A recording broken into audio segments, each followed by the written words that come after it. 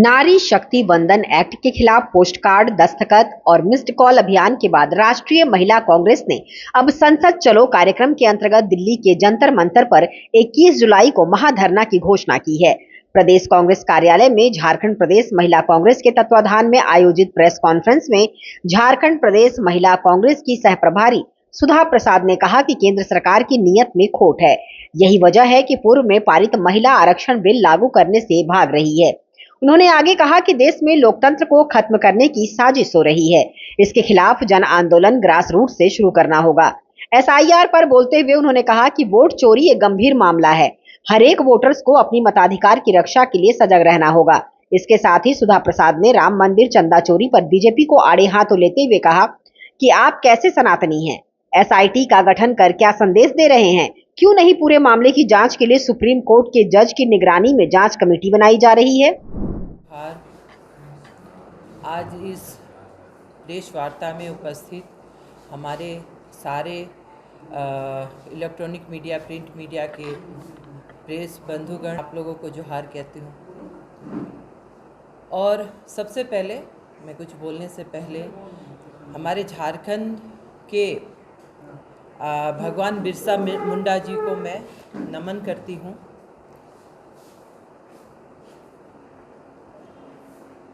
आज इस प्रेस वार्ता में उपस्थित हमारी प्रदेश कांग्रेस महिला कांग्रेस की अध्यक्ष श्रीमती रमा जी, हमारी नेशनल महिला कांग्रेस की कोऑर्डिनेटर श्रीमती सुंदरी तिर्की जी, हमारी महानगर की जिला अध्यक्ष नीतू जी, हमारी ग्रामीण रांची की जिला अध्यक्ष मैरी तिर्की जी, हमारी प्रदेश की पदाधिकारी संगीता जी, सब लोग आज यहाँ इस प्रेस वार्ता में उपस्थित हैं। हमारा मुद्दा जिस मुद्दे को लेकर के आप लोगों के बीच में हम आए हैं, कहने का मतलब हमारा मुद्दा साफ है। चलो संसद। तो चलो संसद ये एक प्रदर्शन नहीं, ये एक आक्रामक प्रदर्शन है। काफ़ी दिनों से महिला आरक्षण का मुद्दा आ रहा है। हमें याद है उस समय हम जिला परिषद के सदस्य थे बिहार दरभंगा से। सॉरी, मैं अपना पूरा परिचय भी दे देती हूँ। मेरा नाम डॉक्टर सुधा प्रसाद है। मैं अखिल भारतीय महिला कांग्रेस की राष्ट्रीय सचिव हूँ। हमारी राष्ट्रीय अध्यक्ष अलका लांबा जी के निर्देशानुसार मैं आप लोगों के बीच में एक आह्वान लेके आई हूँ। और जब मैं 2010 में जिला परिषद सदस्य थी, उस समय मुझे याद है कि राज्यसभा में ये बिल पारित हुआ था। तो राज्यसभा में हमेशा कोई ना कोई अड़चन आती थी, मगर राज्यसभा में कांग्रेस के रीजन में पारित हुआ था। फिर हमारी उम्मीद थी आने वाले समय में हम लोग लोकसभा में इसको पारित करेंगे।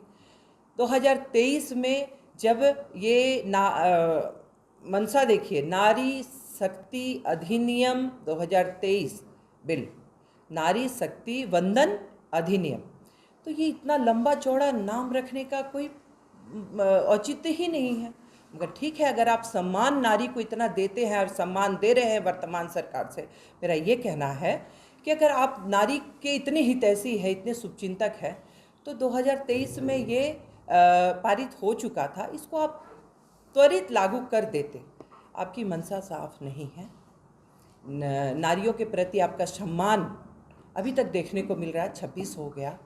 आपने 2 दिवसीय तत्कालीन बैठक बुला करके पारित करने के लिए आपने इसका आह्वान किया। उसमें क्या था? आपने परिसीमन नारी शक्ति अधिनियम बिल के तहत आपने परिसीमन लागू करने की जो आपकी मंशा है, पूरे संसद में हर एक सदस्य इस चीज़ को समझ चुके हैं। पूरे देश में ये मैसेज है कि आपकी मंशा साफ नहीं है। गौरव गोगोई जी, श्रीमती प्रियंका गांधी जी स्पष्ट लोकसभा में बोल चुके हैं कि ये परिसीमन जो है, इसके आड़ में जो आप परिसीमन लागू करना चाह रहे हैं, इसमें बीजेपी अपना स्वार्थ देख रही है। इनका है कि परिसीमन ये अपने हिसाब से कर रहे हैं, जिसका अभी मतलब तुरंत मुद्दा आपको आसाम में देखने को मिलेगा। गौरव गोगोई जी बार बार कहते रहे, संसद में भी कहते रहे कि ये परिसीमन हमारे लिए बहुत खतरनाक है और हम चुनाव में हमें इसमें दिक्कत आएगी। वो आया, हम लोग आसाम चुनाव जीतने के बाद भी, मैं वहाँ काम करी थी, 20 दिन मैं काम करी थी, पूरा लोगों का इतना अच्छा रुझान था, उसके बावजूद भी हम आसाम हार जाते हैं। ये इसलिए हारते हैं कि वहाँ का परिसीमन, जम्मू कश्मीर का परिसीमन, ये सरकार अपने हिसाब से अपने अकॉर्डिंग इसने किया। इसमें किसी भी संसद का कोई कमेटी, कोई गठन नहीं, और ना ही उससे उसमें परामर्श लिया गया। तो ये है, प्रियंका जी भी बोल चुकी है महिला आरक्षण बिल पर, आप सुने होंगे उनका भाषण। ये कहना चाह रही हूँ कि ये सरकार की अगर मंशा होती तो 2023 में लागू हो गया रहता, मगर इनकी मंशा साफ नहीं है और अभी भी ये लागू करने के पक्ष में नहीं है। लोकतंत्र का हनन है और हमारी राष्ट्रीय अध्यक्ष अलका लांबा जी, इनको लागू करवाने के लिए इनका हमेशा प्रयास जारी है। और ये श्रीमती अलका लांबा जी और अपनी पूरी टीम के साथ, पूरी दमखम के साथ ये आंदोलन करती आ रही हैं।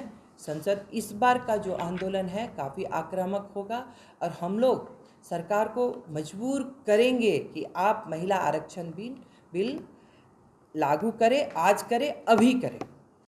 दिल्ली के जंतर मंतर स्थित संसद चलो वाला कार्यक्रम है, जिसमें हजारों की संख्या में पूरे देश से महिला कांग्रेस की बहनें उसमें भागीदारी अपनी उपस्थित कराएंगी। और हमारे झारखंड से भी सभी जिलों से हमारी महिलाएं जाने के लिए तत्पर हैं। लोग जाने के लिए अपने टिकट वगैरह भी करा चुकी हैं। मुझे उम्मीद है कि हमारे नेतृत्व में हमारे झारखंड से काफ़ी जो धरना प्रदर्शन, जो आक्रामक कार्यक्रम होगा, क्योंकि ये कार्यक्रम देखिए, जब ये नारी बंधन बिल हुआ और उस समय बार बार भारतीय जनता पार्टी अपनी खामियों को छिपाने के लिए, नरेंद्र मोदी जी अपनी खामियों को छिपाने के लिए कांग्रेस को हमेशा से वो कहते रहे कि ये झूठ बोल रही है, कांग्रेस सरकार हमेशा से झूठ बोल रही है, क्योंकि परिसीमन का मामला था। और ये जो विशेष सत्र बुला करके जो परिसीमन को लाया गया था, और 2023 में नारी बंधन बिल को लेकर के ऑलरेडी सर्वसम्मति से राज्यसभा और लोकसभा सबसे पारित हो चुका है, लेकिन वो झूठ फैला रहे थे कि कांग्रेस इसका विरोध कर रही है। तो ये इस प्रदर्शन में, शक्ति प्रदर्शन में ये भी देखने को मिलेगा, पूरे देश की जनता को हम बताने की कोशिश करेंगे कि कांग्रेस हमेशा से नारी महिलाओं का सम्मान दिया है, महिलाओं के आरक्षण को लेकर के सम्मान दिया है, महिलाओं के आरक्षण को लेकर सर्वसम्मति से पारित भी किया है। लेकिन आपने परिसीमन को लेकर के आपने पूरे देश में झूठ का प्रोपेगेंडा फैलाया है।